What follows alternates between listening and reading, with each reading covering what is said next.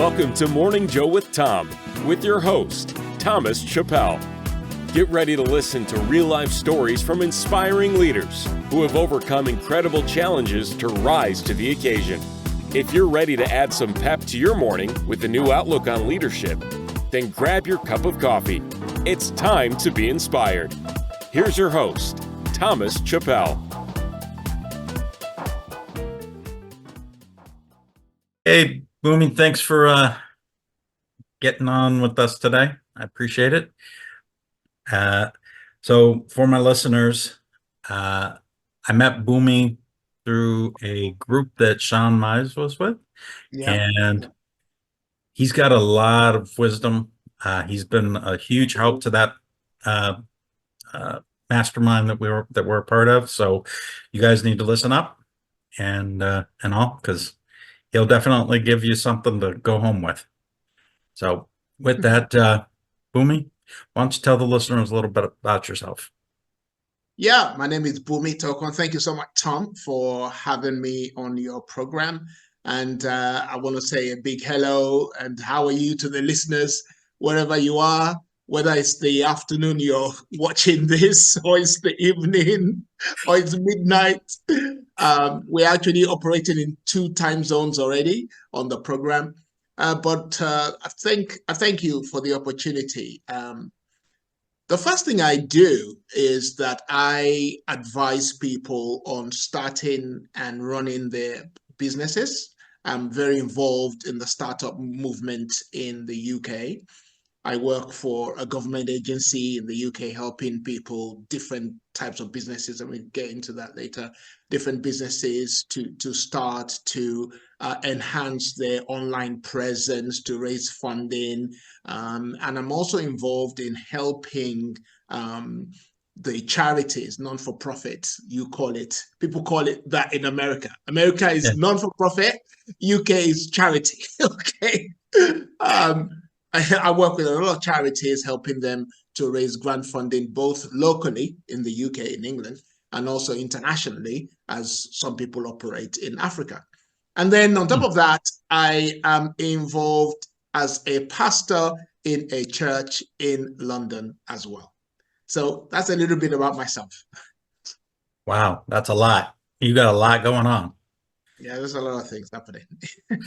So how does this work on setting up and establishing yourself as an entrepreneur in the UK? What does that look like? The UK has actually began to unveil and help the entrepreneurship culture more so now than before. The government has realized that unless you put a particular amount of funds to enable individuals to overcome certain obstacles, then it's going to be difficult for them to do so.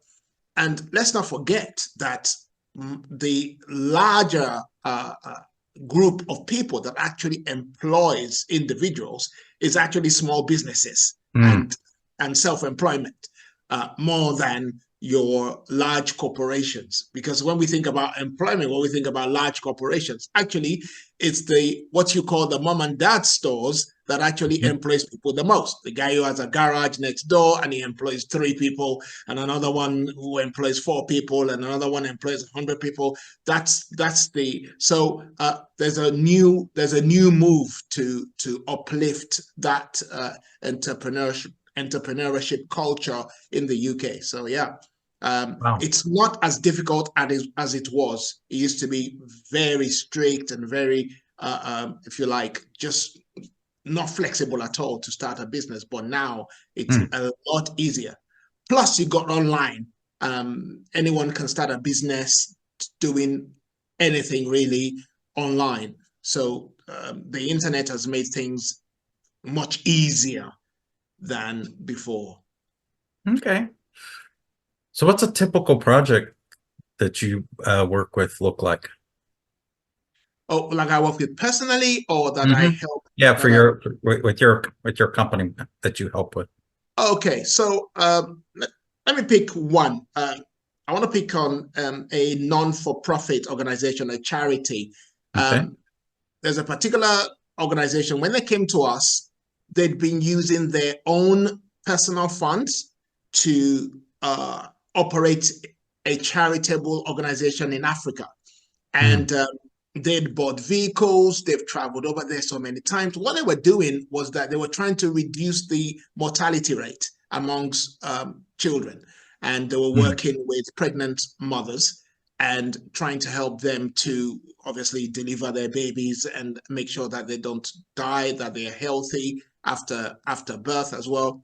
So they were working in the remote parts of Africa. I don't want to mention the country for confidential reasons.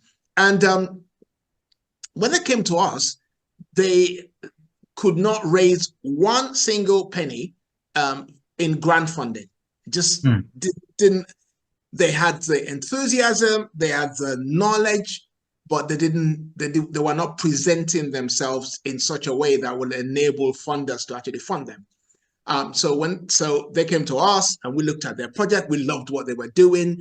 They were quite unique in their approach to solving the mortality rate problem in Africa. And we jumped on with them. And after about 4 or 5 months, we were able to raise about $50,000 for them to actually start their project in Africa, which was really exciting. So we get involved in, research, we get involved in writing, we get involved in also trying to help the directors of an organization to think differently. So we're all about helping them holistically, if you like. That's what we do, generally speaking. I'm thinking of, I can talk about another project. Oh, absolutely. Absolutely. Okay. I was talking about another project that we worked on, was a huge church that was delivering also very strategic, if you like, activities locally. I mean, this church is located in an area where there's a lot of poverty. This is in the northern part of the UK. And I don't know about the US, but UK has this divide. Houses are more expensive in the south than in the north. The people in the north always complain that all the money is in the south, and there's poverty in the north, more poverty in the north than in the south, and things like that. Anyway, so they're delivering a lot of good stuff in the north, and they're not having the funds to do it. They've been using the church funds to do it, and the need had outweighed the money they had. So they desperately needed funding. So I was speaking to, actually, I made a cold call. That's how I got the client. I made a cold call. This is when we just started raising funds. I made a cold call, and she then called me back. And for some reason, I felt I should go there. And this we're talking about. Well, for most Americans, that's not far, because I noticed that when Americans talk about 100 miles, it's like down the road. For us, it's not down the road. That's far. 100 miles is the long distance if you're in the UK. So it was about 200 miles that I had to drive. But I went up to see her, and I really felt connected with her, and I felt I could work with her. And so when we eventually got the contract to help them with their funding, it was interesting for us. So I went up there and looked at the building, looked at what they were doing, got really excited about how we could possibly help them, because they were working with children who had poor attendance at school, or they were at the bottom end of their class.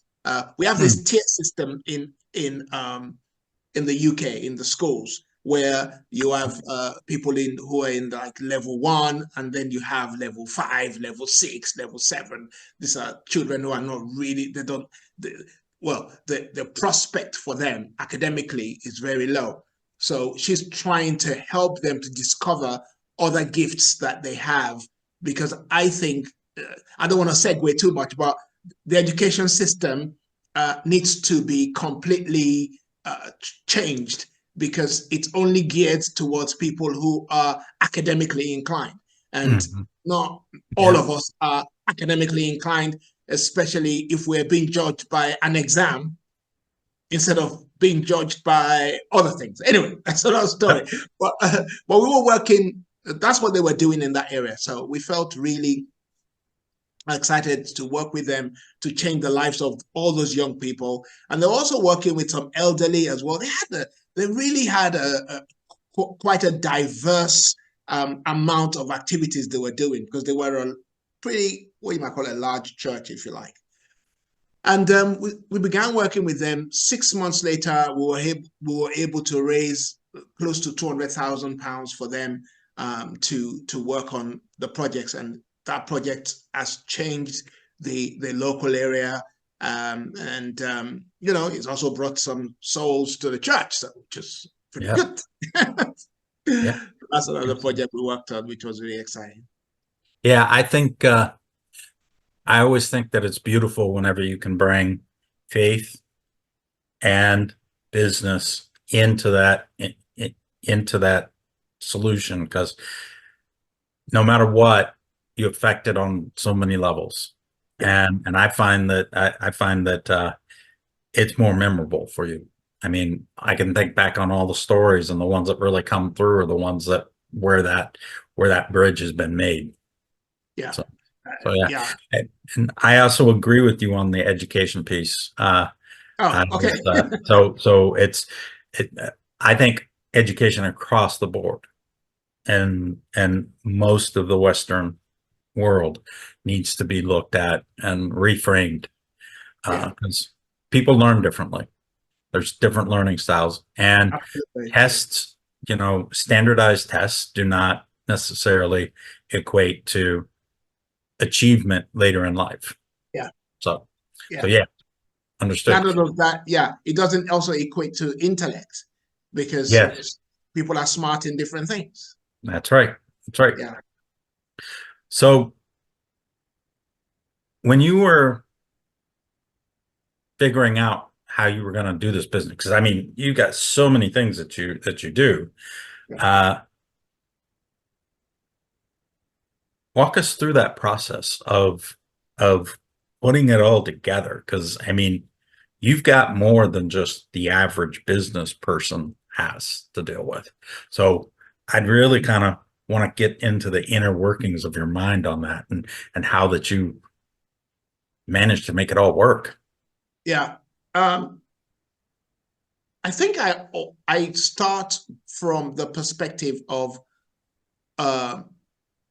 what gifts has God given me, and I'm able to identify my gifts, because people sometimes struggle with that, to know what gifts they have and what gifts they should be using. There was a poll that was conducted by Gallup a few years ago that says something like 76% of people who are working in a profession are not happy with their jobs. I would say I'm very fortunate that I'm very happy with what I do. I enjoy 99% of my work, both as a pastor and as an entrepreneur and as a business advisor. I enjoy everything I do, because I've managed to identify what I love to do. And somebody says, how do you identify what you love to do? There's one question. I don't even know where I learned this, but I think I heard it from somebody. There's one question to ask.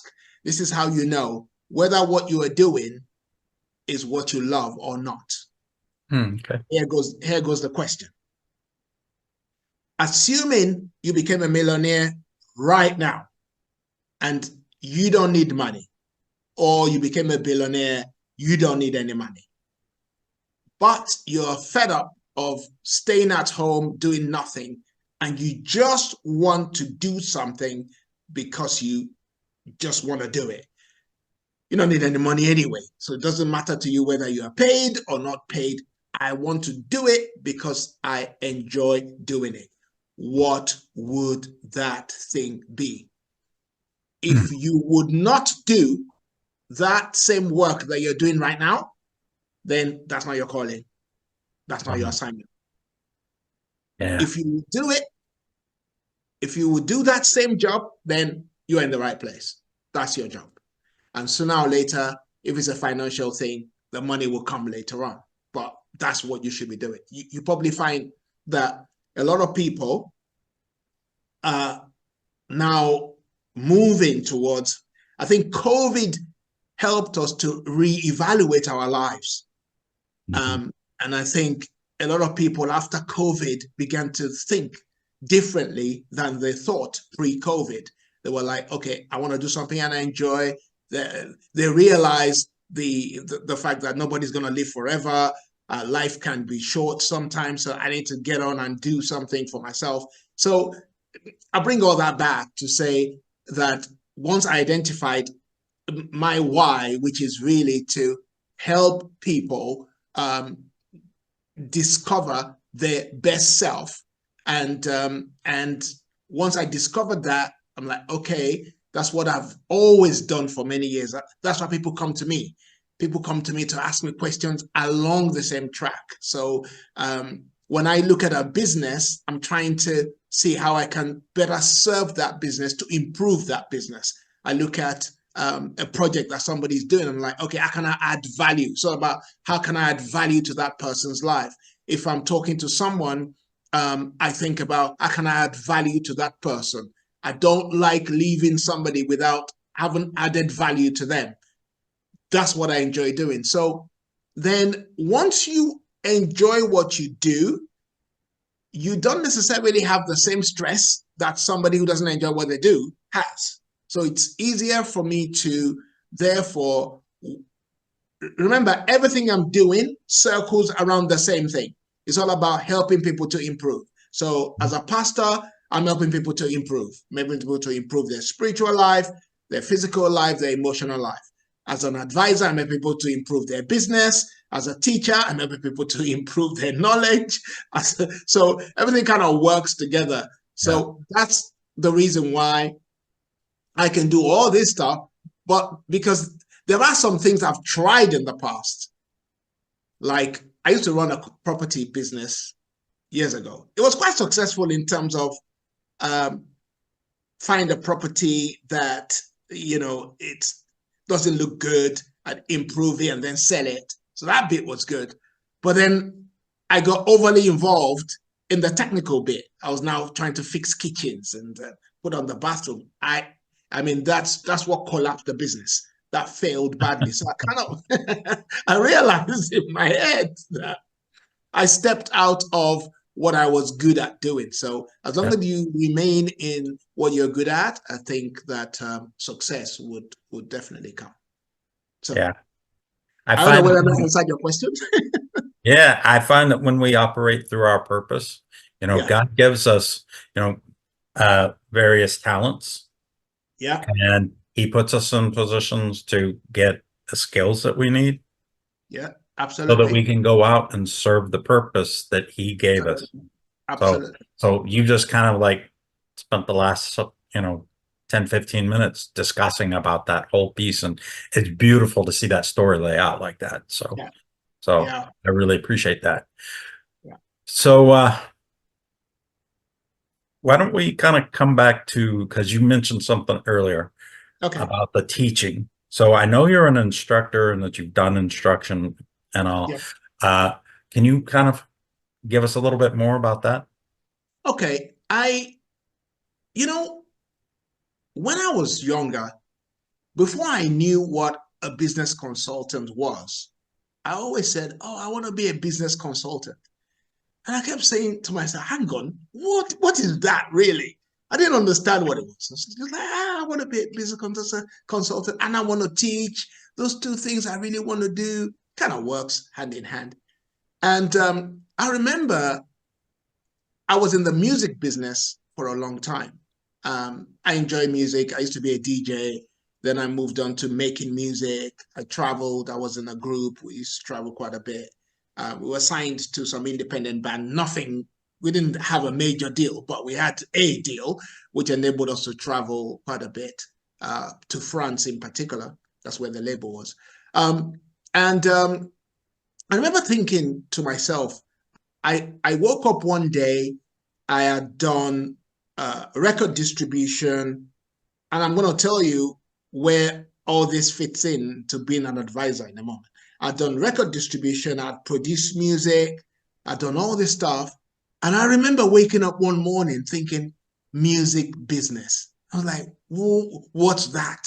What's music business? Is there anything music business? And I remember that I had done licensing, I'd read contracts, I'd written contracts, I'd done all these things. And then I began to investigate that thought, music business. Is there? So I found a book. I'm like, huh?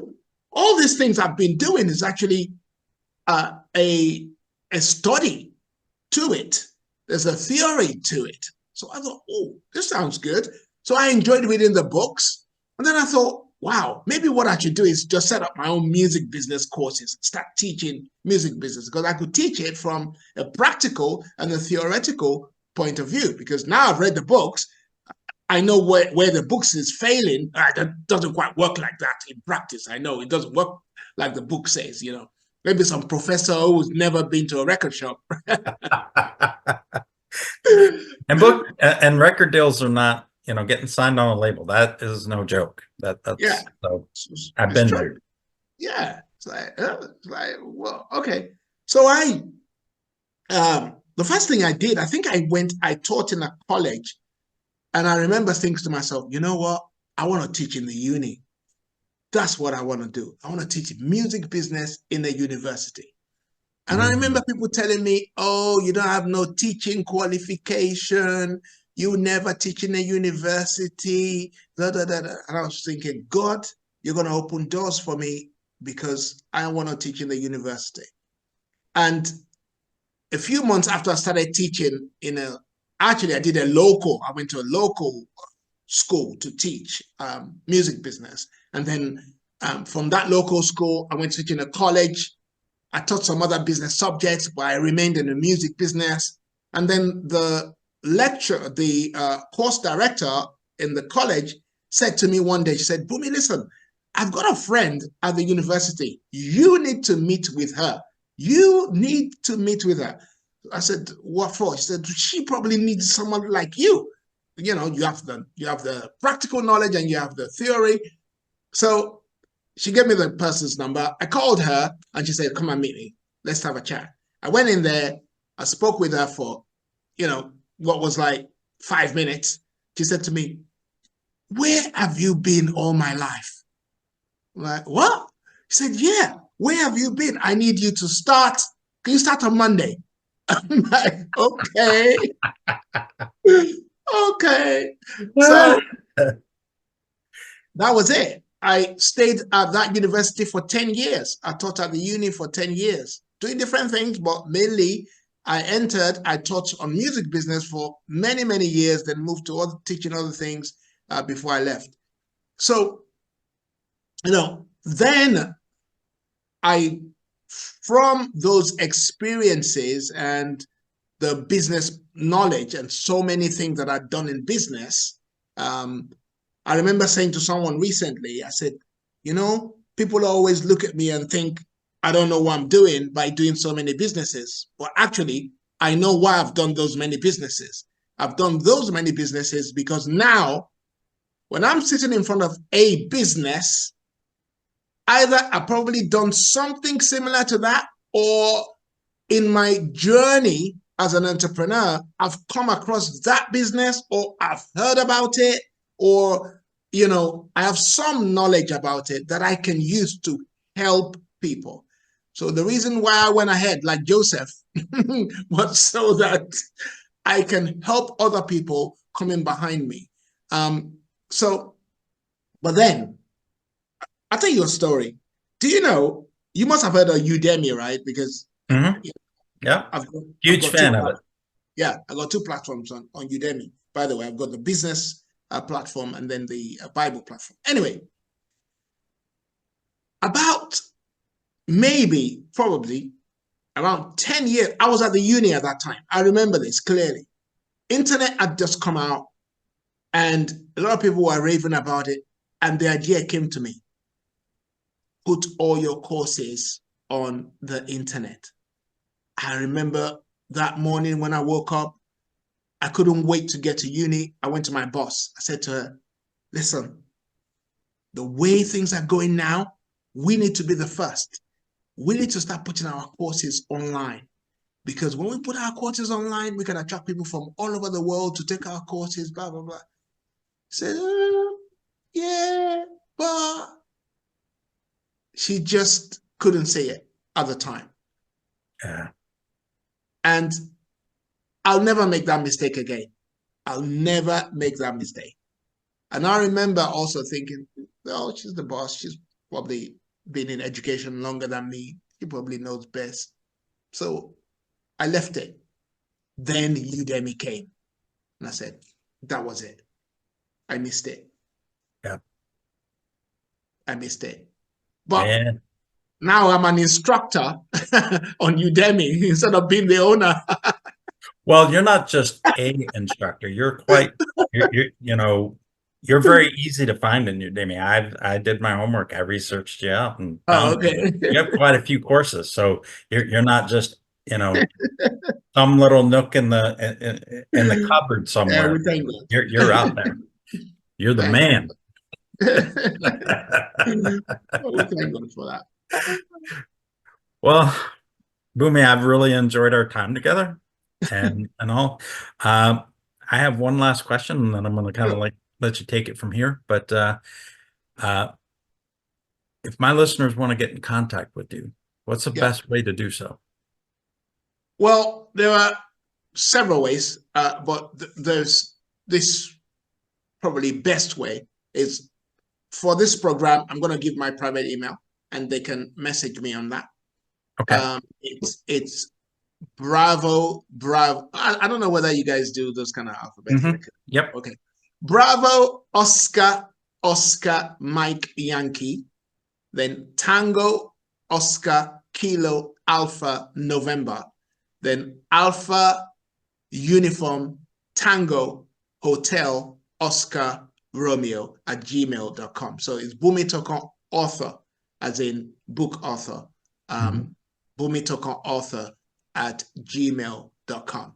I want to close with something, if you don't mind, Tom. Absolutely. There's a story that has always exemplified perhaps who I am and who God has used me to become. About 10 years ago, maybe just a little bit over, I had an idea of giving £10 to 12 people, 10 or 12 people in the church. And I said to them, I'm going to give you this £10. And I want you to start a business that is in line with your gift, with this £10. And then what I did was every month I'll get them to come back and give me a report on how they're doing with that 10%, just that £10. That's what I want you to invest in. And some people, one person wrote a book and released a book through Amazon. She did well with it. Another person started a sauce, a pepper sauce with it. But this lady started first to bake bread. And then after baking bread, she pivoted to making meat pies. A year, 2 years ago, she came to me and she said, you know what? This £10 you gave me many, many years ago, and I started the meat pie business. She said, for almost 15 months, that meat pie business is what sustained her. She had so much money from that meat pie business that she could live on it for 1 year when she wasn't working. And then guess what? She said to me, I've now saved enough money to put a deposit down on my first house from that £10. Wow, that's powerful. So sometimes I kind of say, wow. Mm. A lot of people are looking for the big money to start a business, but you can start with something small and it can grow, just like that woman did. Amen. Amen. Yeah. Yeah. Boomy, thank you so much. I Thank you, really Tom. appreciate it. And we're gonna let it go with that because that's some powerful words. So thank you very much. Thank you. Thanks for the opportunity. Really appreciate it. Have a good one. Bye. Thank you. Bye-bye. Thanks for listening to Morning Joe with Tom. Be sure to subscribe wherever you listen to podcasts so you don't miss an episode. See you next time for more real-life stories and inspiration on Morning Joe with Tom.